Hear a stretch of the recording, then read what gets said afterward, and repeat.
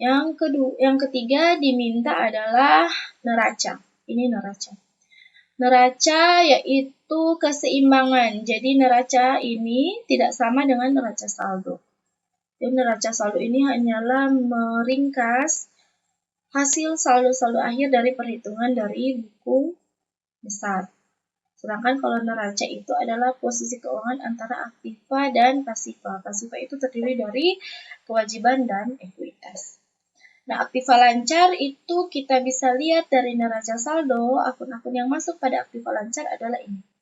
Kas dan asuransi dibayar di muka. Jadi kasnya, kas dan asuransi dibayar di muka. Kas saldonya sebesar 16.470.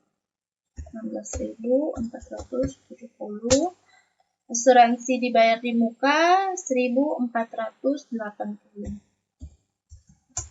Oke, totalnya sama dengan kas ditambah asuransi dibayar di muka, total aktiva lancar. Selanjutnya yang akan kita input adalah akun-akun yang termasuk dalam aktiva tetap. Aktiva tetap itu mulai dari peralatan, tanah, dan gedung. 3 akun ini. Peralatan, tanah, dan gedung. Saldonya adalah 8.500, 10.000, dan 22.000. 8.500, 10.000, dan 22.000. Total aktivanya ditambah 3 ini. Sudah. Setelah itu kita akan total keseluruhan total aktiva itu, rumusnya adalah total aktiva lancar ditambah total aktiva tetap. Jadi ini ditambah dengan ini. Aktivanya, total aktivanya adalah 58.450.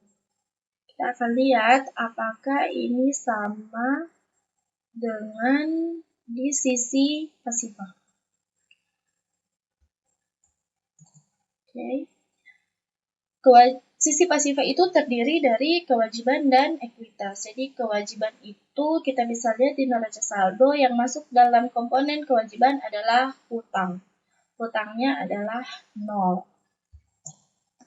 Hutang 0. Lalu total kewajibannya juga berarti 0. Ekuitas ini terdiri dari modal. Modalnya 60.000. Ini ekuitasnya diambil dari modal akhir yang ada di sini.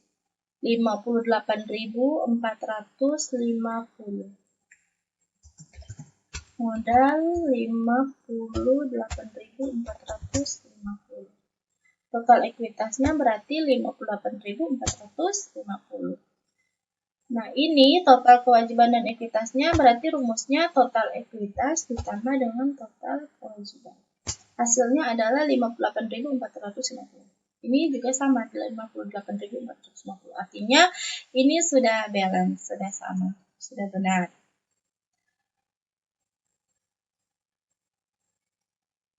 Itu yang terakhir, kita akan buat laporan arus kas. Nah, sudah Ibu jelaskan sebelumnya di kelas bahwa laporan arus kas itu terdiri dari 3 aktivitas, aktivitas operasional, aktivitas investasi, dan aktivitas finansial. Nah, kita akan balik lagi melihat jurnal umum. Nah, aktivitas operasional ini adalah kita akan mencatat uang yang masuk dan uang yang keluar untuk membiayai seluruh transaksi yang ada kaitannya dengan operasional atau berjalannya kegiatan golf and driving ini. Jadi kita bisa lihat back to the general ledger, kita balik ke general ledger. Ini di luar dengan transaksi yang pertama, kita harus lanjut ke ini, transaksi yang kedua pada tanggal 3 Maret. Jadi ketika mencatat masuk dan keluarnya uang itu dikecualikan pada tahap awal, yaitu penanaman modal atau penginvestasian modal oleh pemilik modal ke dalam perusahaan. Jadi kita skip saja, kita tidak akan mencatat transaksi yang tanggal 1, kita langsung ke transaksi tanggal 3. Di sini ada kas. Jadi tujuannya laporan arus kas itu kita akan memberikan gambaran arus masuk dan keluarnya uang. Jadi kita hanya akan mencatat transaksi yang ada kasnya, ada kaitannya dengan akun kas. Kalau tidak ada, contohnya seperti hutang, itu tidak akan kita taruh di dalam arus kas. Nah, yang pertama ini tanggal 3 ada kas kredit, berarti dia ada mengeluarkan uang 38.000. Ini dia membeli tanah, itu tanah 10.000 per gedung. Kita bisa lihat di jurnal ini.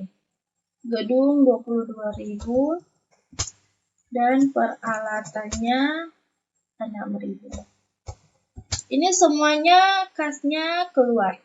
Ini keluar. Jadi kita bisa pakai minus. 22.000 minus karena dia keluar. Lalu kita lihat lagi. Di jurnal umum ada lagi, ya tanggal 5 ini membayar beban iklan. Ada uang keluar kas sebesar 1.600.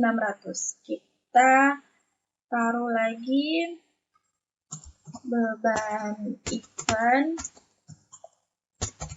1.600. Karena dia membayar, jadi jangan lupa ada minus. Lalu selanjutnya kita lihat lagi pada tanggal asuransi diberi muka 1.480. Asuransi dibayar di muka 1.480.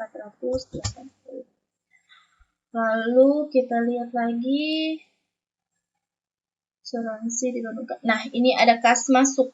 Jadi dia tambah 1.200. Tidak perlu kita taruh pendapatan. Tidak perlu pakai minus karena dia uang masuk. Lalu setelah itu ada ini bayar prive. Bayar berarti uang keluar sebesar 1.000. Prive. Lalu balik lagi ke jurnal umum. Ada juga bayar gaji itu 900 dan bayar hutang itu 2.500. Bayar gaji minus 900, bayar hutang minus 2.500. Lalu yang terakhir itu ada jurnal ini. Ada penerimaan kas, berarti ada uang masuk sebesar 750.000. Pendapatan berarti 750, tidak perlu pakai minus karena ini uang masuk. Totalnya, total aktivitas operasionalnya sama dengan ini ditambah ini ditambah ini harus semua ditotal. Atau bisa juga pakai rumus sum, tapi untuk lebih jelasnya Ibu manual seperti ini. Kita enter. Minusnya adalah 43.530. Nah, kita bisa lihat aktivitas investasinya tidak ada karena tidak ada investasi di situ, finansialnya juga tidak ada.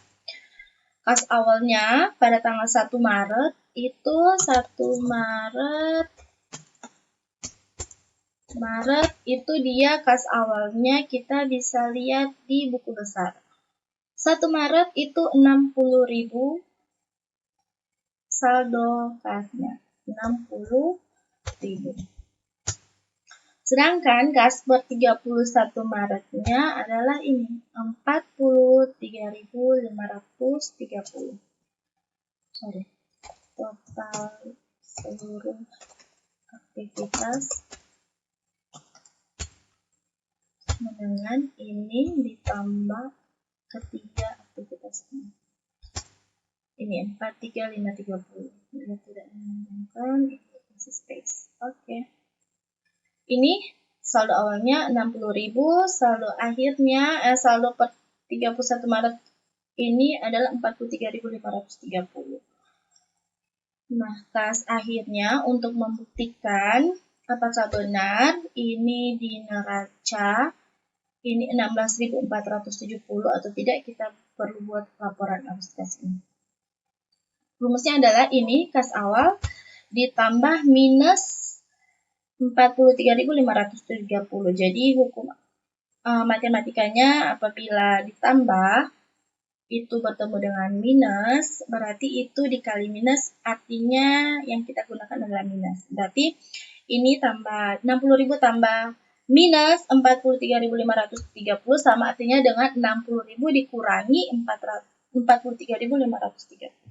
Kita enter, hasilnya adalah 16.470. Ini kita bisa buktikan sama dengan kas